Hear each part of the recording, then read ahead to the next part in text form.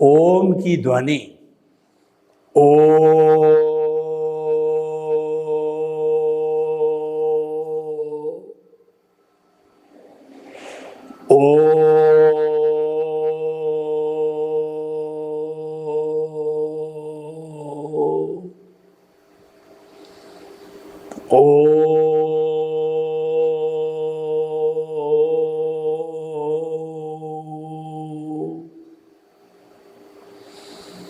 और अम की ध्वनि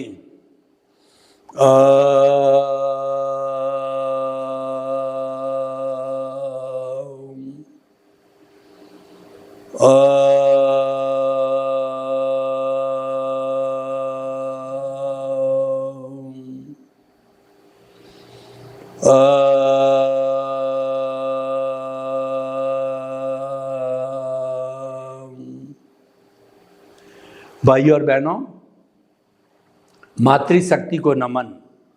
आज का हमारा अति उत्तम विषय जैन धर्म के सिद्धांत। विश्व के अंदर 8 तरह के प्रमुख धर्म बताए गए हैं: हिंदुज़म, बुद्धिज़्म, सिखिज़्म, जैनिज़्म, इस्लाम, क्रिश्चियनिटी, जुडाइज़्म और जोरास्ट्रियन।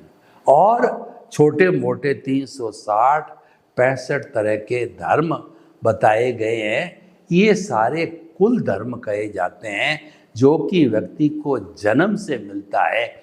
इनको कुल धर्म जो है क्यों कहा जाता है कि ये संप्रदाय पर आधारित होता है, ये धार्मिकता पर आधारित होता है, ये रिलीजियस होते हैं। हर एक का अलग अलग फॉर्मेट होता है। कुल धर्म को फॉर्मेट धर्म भी कहा जाता है। हर एक धर्म के अंदर व्यू पॉइंट के अनुसार एक ईश्वर होता है, एक मंदिर होता है, एक शास्त्र होता है, एक मंदिर एक जो है मंत्र होता है, और एक जो है वो रिचुअल्स होते हैं, यानी कि वो क्रिया की विधि होती है। हर एक के अपने अपने साधु साध्वियाँ होते हैं, हर एक के अलग अलग फॉलोवर्स होते हैं, हर एक के अलग अलग इंस्टीट्यूशंस होते हैं। इस तरीके से ये फॉर्मेट किसी का किसी से मिलता नहीं है। हर एक का अपना अपना होता है, किसी में थोड़ा अंतर, किसी में बड़ा अंतर। इसीलिए इसको सांप्रदायिक धर्म कहा जाता है, कुल धर्म कहा जाता है। एक धर्म होता है कि मानव धर्म। मानव धर्म है, ये मानव मात्र पर लागू होता है कि सभी मानव एक है, मानव जाति एक है। वो परस्पर सहयोग पर आधारित है, गिव एंड टेक पर आधारित है, जियो और जीने दो पर आधारित है, परस्पर जीवानाम के सिद्धांत पर आधारित है। उससे समाज बनता है, उससे परिवार बनता है। तो भाई और बहनों, वो मानव धर्म है, वो एक जीवन जीने की पद्धति है, समाज को चलाने का सिस्टम है, और एक सहयोग की बात होती है। और वो जो जीता है व्यक्ति समाज में, वो सबके लिए मैंडेटरी होता है। और दूसरा सांप्रदायिक धर्म जन्म से मिलता है, ये व्यू पॉइंट पर आधारित होता है, और ये कुल धर्म कहलाता है, फॉर्मेट पर आधारित होता है। एक होता है आत्मधर्म। आत्मधर्म विज्ञान पर आधारित होता है, सनातन सत्य पर आधारित होता है। आर्ट ऑफ द विजन जो हमारा कार्यक्रम है उस पर आधारित होता है। यानी कि समस्त प्राणियों में, चाहे जीवित प्राणी होना चाहिए, एकेंद्रिय, द्विेंद्रिय, त्रिएंद्रिय, चतुरेंद्रिय, पंचेंद्रिय, नरक गति, तिर्यंच गति, मनुष्य गति, देव गति, 84 लाख जीवा योनि जो बर्थ प्लेसेज है, उनके असंख्य अनंत प्राणियों के भीतर विराजमान आत्मा सामान्य दृष्टि से एक समान होती है। मूल रूप से कोई भेद नहीं होता है। जो भेद हमको दिखाई देता है, ये हर एक के अलग अलग कॉजल बॉडी, कार्मण शरीर, लिंग शरीर, कर्म शरीर, कषाय के कारण, अज्ञान के कारण जो है हमको दिखाई देता है, वो कारण मुख्य अज्ञान होता है, जिसकी डिग्री हर एक की अलग अलग होती है। तो भाई और बहनों, आत्मज्ञान है वह मुक्ति का मार्ग है, वो विज्ञान पर आधारित है और हर व्यक्ति को आत्मज्ञान के आधार पर जो है उस रास्ते से, सनातन सत्य के रास्ते से गुजरना पड़ेगा, तभी मुक्ति मिलेगी। तो अब हम आज के इस जो है विषय के अनुसार जैन धर्म के सिद्धांत की चर्चा करते हैं। जैन धर्म जो है आत्मशुद्धि में विश्वास करता है और जैन धर्म की जो ईश्वर की परिभाषा है वो है कि समस्त कर्मों से मुक्त होकर के आत्मा जब सिद्ध शिला में विराजमान हो जाती है तब वो ईश्वर कहलाती है। उसमें कोई बुराई, कोई अज्ञान का एक कण भी नहीं होता है और भौतिक रूप से वह इस औदारिक शरीर के अंदर भी ईश्वर कहा जाता है। वह ईश्वर जो जैन धर्म के सिद्धांत के अनुसार जिस आत्मा को जो है एक भवतारी यानी कि अगले जन्म में उसको मुक्त होना है, उसका इंडिकेशन वर्तमान जीवन में मिल जाता है, यानी कि वो 8वां गुण स्थान, आत्मा की शुद्धि के जो स्थान को गुण स्थान कहा जाता है।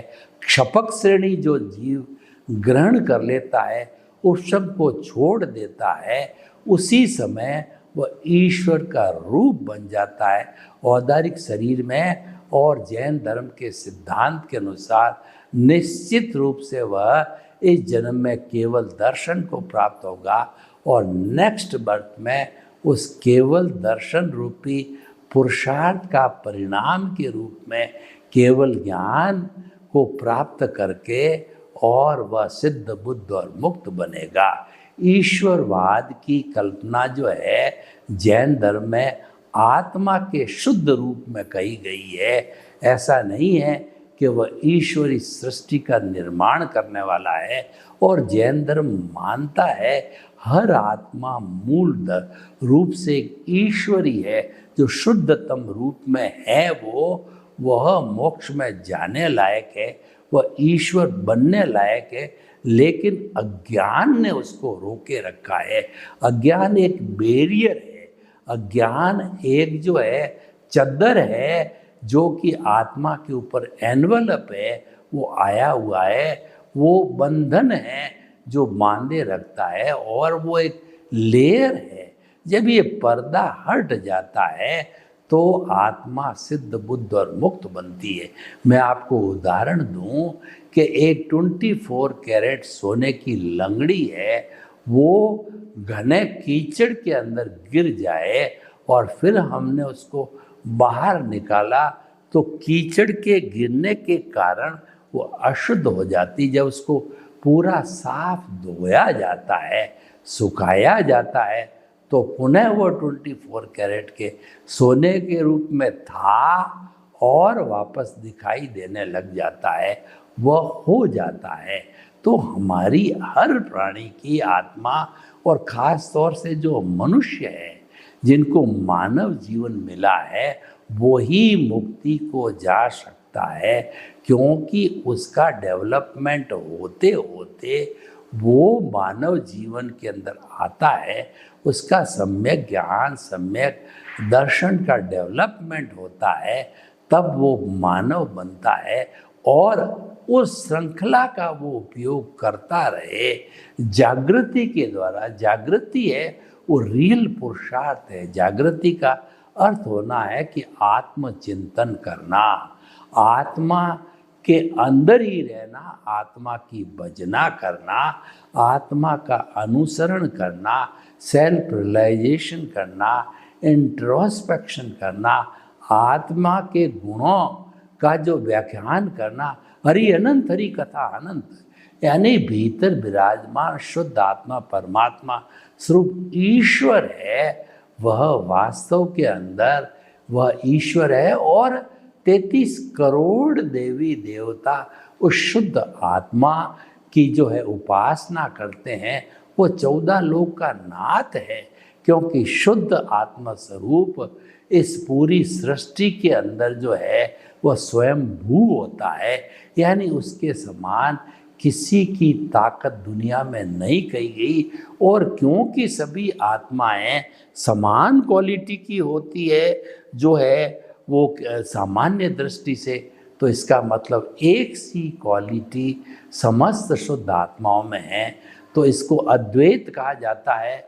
इसको बार बार जो है वो जो है कहना चाहिए कि द्वैत में जाने की आवश्यकता नहीं होती है, लेकिन जब तक आत्मा बॉन्डेड है, उसके साथ में अज्ञान जुड़ा हुआ है, तब तक जैन धर्म की मान्यता है कि वह बद्ध आत्मा है, बॉन्डेड आत्मा है।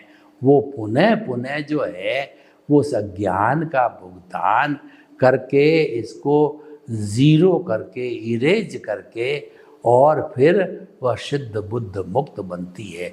तो ये तो ईश्वरवाद हो गया। और साथ साथ में मैंने आत्मकृतित्ववाद भी बताया कि जैन धर्म मानता है कि आत्मा का स्वतंत्र अस्तित्व है, विभू नहीं है। कोरोना जैसा छोटा जो है वायरस है, उसमें भी वही आत्मा है। और डायनासोर्स जो है सबसे बड़ा जीव है इस कुदरत का, उसमें भी वही आत्मा है। वो आत्मा जब छोटा शरीर चींटी का धारण करता है, वायरस का धारण करता है, तो सूक्ष्म हो जाती है और अपने कॉन्ट्रास्ट कर देती है अपने आत्म प्रदेशों को। और वही आत्मा जब डायनासोर्स जैसी बड़े जो है जीव में जाती है, तो वो जो है वो कहना चाहिए कि वो बढ़ जाती है। वो ये कॉन्ट्रैक्शन और एक्सपांशन का फॉर्मूला, एक्सपांड हो जाता है उसके आत्म प्रदेश, क्योंकि आत्मा शरीर व्यापी मानी गई है जैन धर्म के अंदर। आत्मा ब्रह्मांड में विभू है ऐसा नहीं माना गया है। तो भाई और बहनों, आत्मकृतित्ववाद, ईश्वरवाद, ये आत्मा का और आत्मा का कर्म सिद्धांत, ये जैन धर्म का एक पिक्यूलियर कर्म सिद्धांत है। जैन धर्म मानता है कि अज्ञान रूपी जो है वो फेविकोल आत्मा के साथ में लगा हुआ है, तभी ये आत्मा बॉन्डेड हुई है। मैं आपको एक उदाहरण दूं कि मेरे हाथ में एक फिनिश की गई लकड़ी है, मैं इसका फर्नीचर बनाना चाहता हूँ। दूसरे हाथ में सनमाइका है, मैं इसको लकड़ी पर चेपना चाहता हूँ, परमानेंट चिपकाना चाहता हूँ। तो कैसे चिपकाऊंगा? तो विज्ञान ने फेविकॉल का आविष्कार किया। वह फेविकॉल लकड़ी के ऊपर पतला पतला जो है सारे पे फेर करके उसी नाप की सनमाइका उस पर लगाई जाती है, उसको प्रेस किया जाता है 10-12 घंटे, जो प्रेशर डाल के रखा जाता है, तो वह एक फर्नीचर का रूप बन जाता है, एक मेक हो जाता है। यानी कि जो फेविकॉल है वो अज्ञान है, जब आत्मा के साथ में जुड़ जाता है, बद्ध हो जाता है, तो उसको बंद कहा जाता है कि वो आत्मा के साथ बंद करके और आत्मा को भव भवांतर के अंदर घुमाता रहेगा। तो आत्मा का जो कर्म सिद्धांत जैन धर्म में है, एक अनूठा सिद्धांत है। समस्त धर्मों ने जो कि आत्मा में विश्वास करते हैं, उन्होंने कर्मवाद को स्वीकार किया है, अलग अलग नाम दिए। किसी ने अदृष्ट कहा है और किसी ने इसको जो है पुण्य पाप कहा गया है, किसी ने कर्म रज कहा है, किसी ने अलग अलग अज्ञान बोला है। अज्ञान नाम से सभी सहमत है, लेकिन जैन धर्म ये बताता है कि ये भौतिक रूप से मासलेस पार्टिकल से बना हुआ कर्म शरीर है, जो कि जो है वो मार्क्सिस्ट पार्टी का मतलब चतुस्पर्शी होता है, आँखों से दिखाई नहीं देता है, शुद्ध रूप होता है, और जब वो उस पर कोट लगता है तब वह अशुद्ध होकर के भाव कर्म बन जाता है। भाव कर्म यानी लाइव रूप से जो है चतुस्पर्शी का भाव कर्म की बहुत अलग व्याख्या है। वह जो है प्रकृति सति प्रदेश अनुभाग से जुड़ा हुआ है, उसकी हम गहराई में अभी नहीं जाएंगे, लेकिन जैन धर्म ये मानता है कि एक एक पार्टिकल का हिसाब है। एक एक पार्टिकल जब कोड चल जाता है तो वो भाव कर्म बनता है, और जब उदय में आता है, उदय नेक्स्ट बर्थ में नया व्यक्ति उसको भुगतता है। बनाने वाला व्यक्ति, सृजन करने वाला और होता है, कर्ता कोई है, भुगतता कोई है। हम अपने समाज के अंदर ये कहा करते हैं कि कर्ता कोई है, भुगतता कोई है। ये कर्मवाद के सिद्धांत पर भी लागू होता है। पिछले जन्म के अंदर भाव कर्म करने वाला यशवंत राज था, लेकिन यशवंत राज तो भाव कर्म बना करके मर गया, जला दिया गया। वो तो जड़ था, पिछले जन्म के कर्म के भुगतान के लिए जन्म हुआ था। अब इस जन्म के अंदर जो भाव कर्म जो उसने किए हैं वो आत्मा के साथ में अज्ञान रूप में जुड़े हुए हैं, और कुदरत ने उसका क्योंकि जिम्मेवारी ली है, तो कुदरत के क्लाउड के अंदर जो है वह स्पीच और एक्शन के बीज है। उस शरीर के छूटते ही मरते ही पड़ जाते हैं। नेक्स्ट बर्थ के अंदर जैसा जैसा आयुष्य होता है उसके अनुरूप जो दूसरा जीव जन्म लेता है, तो जो भाव कर्म जो दूसरे ने किए थे, क्योंकि व्यक्ति चला गया तो वो एज इट इज कर्म नहीं रहते हैं, वो भुगतने वाले के साथ जुड़ करके द्रव्य कर्म बन जाते हैं। और स्पीच और एक्शन के बीच कुदरत के क्लाउड में थे, वो जन्म लेते ही हमारे को वचन और काया बन जाते हैं।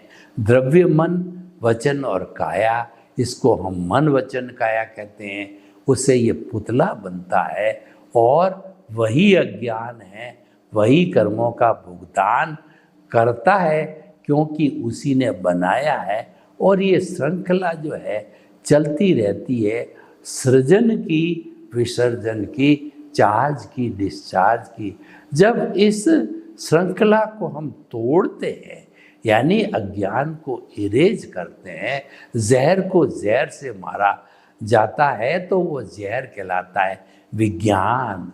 वो सम्यक ज्ञान, सम्यक दर्शन रूपी, उसको जब हम अप्लाई करते हैं अज्ञान के ऊपर, तब वो धीरे धीरे इरेज होता है। मैं आपको एक उदाहरण दूं कि मान लीजिए एक बच्चे ने जो है कोई गोला खींच कर के ऊपर उसमें किसी भगवान का या किसी रूप का एक चित्र बनाया पेंसिल से, तो ये जो चित्र बना जो है वो सारा हम उसको अज्ञान कहते हैं। अब वापस पेंसिल से उसको मिटाना चाहते हैं, उस पेपर को क्लीन करना चाहते हैं, तो नहीं मिटेगा, वो तो और ज़्यादा डार्क हो जाएगा। उसको मिटाने के लिए अज्ञान रूपी रबड़ को धीरे धीरे उसके ऊपर इरेज करना पड़ेगा, साफ करना पड़ेगा। ये है वो विज्ञान है, ये सम्यक ज्ञान, सम्यक दर्शन की एप्लीकेशन है। और ये जो चित्र बनाया है ये मिथ्या ज्ञान, मिथ्या दर्शन और मोहनीय कर्म है जो संसार में भटकाता है। और ये अज्ञान नहीं हो तो व्यक्ति कभी भी संसार में बद्ध आत्मा रूप में नहीं रह सकता। वो तो मूल आत्मा रूप में मोक्षगामी है, उसको मोक्ष में जाना ही होगा। सिद्ध सला में विराजमान होकर के वह सिद्ध बुद्ध मुक्त और शाश्वत सुख की प्राप्ति करके ईश्वर बन जाती है। तो ये सारा कर्मवाद का सिद्धांत है। को सुख को दुख देत है कर्म देत झकझोर, और उर्जत सुरजत आप ही ध्वजा पवन के फेर। रंगमंच यह जगत है और कर्म खिलावन हार, और नाना रूप बनाए के और चेतन खेलन हार। ये बेचारा चेतन है, ये शरीर है, एक कठपुतली का नाच है। ये नचाता जो ऊपर बैठा जिसके हाथ में धागा है वो नचाता, ये तो नाचता रहता है। लट्टू जो घूमने वाला है, जिसका पॉइंटेड जो है वो सिरा होता है, और ऊपर जो धागे से लपेट करके जब हम छोड़ देते हैं, मोमेंट ऑफ इनर्शिया देते हैं, तो वो लट्टू घूमता है। लट्टू सोचता है कि मैं घूम रहा हूँ, लेकिन उसको घुमाया गया है, उसको डोरे ने घुमाया गया है, कुदरत उसको घुमा रही है, हम नहीं घूम रहे हैं। क्योंकि कुदरत की ड्यूटी है पनिशमेंट और अवार्ड हमारे उदय प्रारब्ध के अनुसार देना, वह कुदरत देती है। तो हम तो कुदरत के गेस्ट हैं, हम तो कुदरत के सफरर हैं, हम तो कुदरत के यूज़र हैं।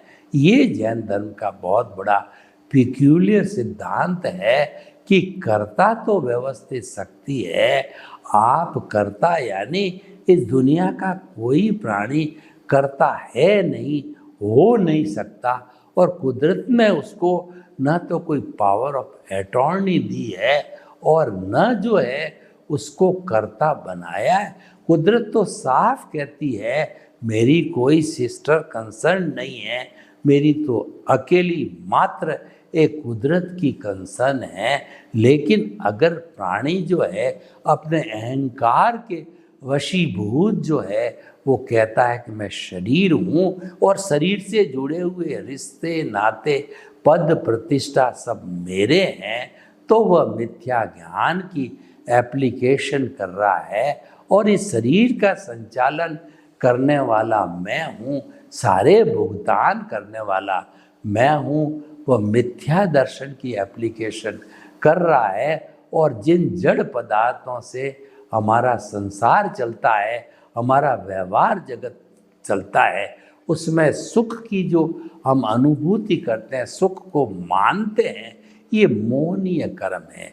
तो इस तरीके से मिथ्या ज्ञान, मिथ्या दर्शन और मोहनीय कर्म तीनों मिलकर के अज्ञान मिल गए। और अघाती कर्म जो जैन धर्म के मुख्य 8 कर्मों में 4 अघाती कर्म हैं जो कि आत्मा की घात करते हैं। ज्ञानावरणीय ज्ञान जो आत्मा का गुण है उस पर आवरण ले देता है, दर्शनावरणीय जो आत्मा का गुण है उस पर आवरण डालता है, और जो है वो परमानेंट सुख जो आत्मा का गुण है उस पर आवरण डालता है, वो मोहनीय कर्म है। और इन तीनों को बांधे रखने वाला, इन तीनों को जोड़े रखने वाला, कई बार आपने देखा होगा कि लकड़ी के गट्ठर को डोरी से बांधा जाता है। हमारे 3-4 चीज़ें होती है, उनको बांध के रखना होता है, तो रस्सी से बांधा जाता है, टाइअप किया जाता है। उस टाइअप का नाम है, वो कहलाता है हमारा जो अंतराय कर्म। और वो तो बेचारा जब जब एक एक लकड़ी उसमें से निकलती जाती, तीनों लकड़ियों का गट्ठर तीनों निकल गई, तो फिर बेचारी रस्सी क्या करेगी, उसका कोई अस्तित्व नहीं। यानी अंतराय कर्म तो तीनों के टूटने से, अज्ञान के टूटने से, अज्ञान के जीरो होने से, अज्ञान के इरेज होने से वो ऑटोमेटिकली जीरो समाप्त हो जाता है। ये जैन धर्म का एक पिक्यूलियर जो है कर्मवाद का सिद्धांत है। और जैन धर्म का आत्मकृतित्ववाद, ईश्वरवाद और उसके बाद के अंदर कर्मवाद, इन सिद्धांत के अनुसार हम चले तो हमारा 2 जगत हमारे सामने आ जाता है। एक व्यवहार जगत है जिसके अंदर हम सुख दुख भुगतान कर रहे हैं, जिसको डिस्चार्ज बोला जाता है, जिसको विध्वंस कहा जाता है।